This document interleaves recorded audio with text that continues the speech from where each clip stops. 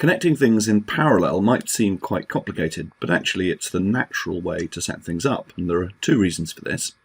One is that you can switch one thing on and off without affecting the other thing, and the other is that each appliance or each component gets the full battery voltage. Typically things are designed to run at a particular voltage. Certainly everything in your household is designed to run at the same voltage. You don't normally play around or change voltages. So you want everything to have the correct voltage going across it, and you want to be able to turn everything on and off. And the only way that you can do that is to use parallel circuits. So your cooker, your telly, and your washing machine are all connected in parallel with each other. It's very difficult to see because even if you can find the cable, there's only one apparently going into each of them.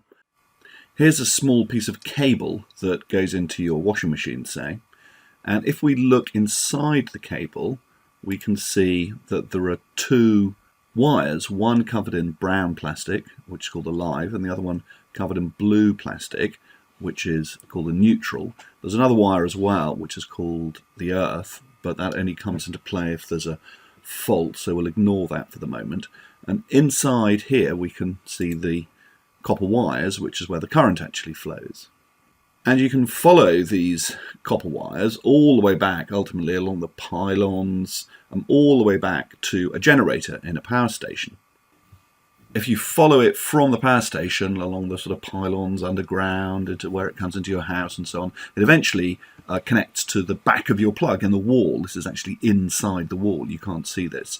And then this plug socket is what your appliance plugs into.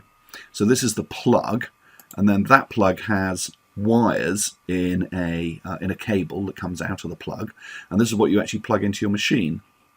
So there's the motor in your washing machine, and here's the washing machine itself. And this little green dot here, this shows the conducting path. This isn't actually meant to be the current.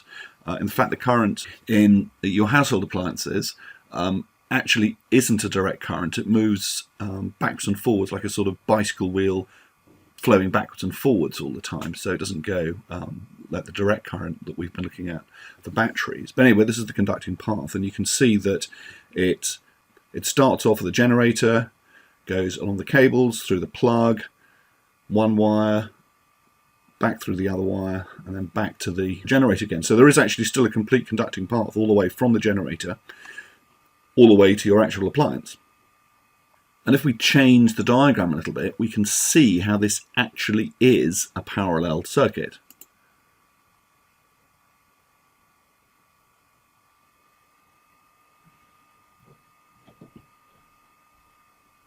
There we go. You can see that all of your appliances are actually connected in parallel.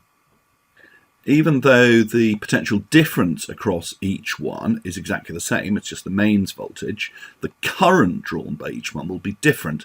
So the cooker almost certainly draws the most current because that produces a lot of heat, then probably the washing machine, and then finally the telly. We've seen that the more things you connect in parallel, then the bigger the current. Look, as I add more and more bulbs, the bigger the current drawn from the battery. So the more appliances I connect at home, it means that the current drawn from the generator gets bigger and bigger. And because the current drawn is bigger, then charges of energy have to leave it quicker, and the energy has to come from somewhere, and that energy comes from burning gas or comes from the kinetic store of the wind to turn turbines.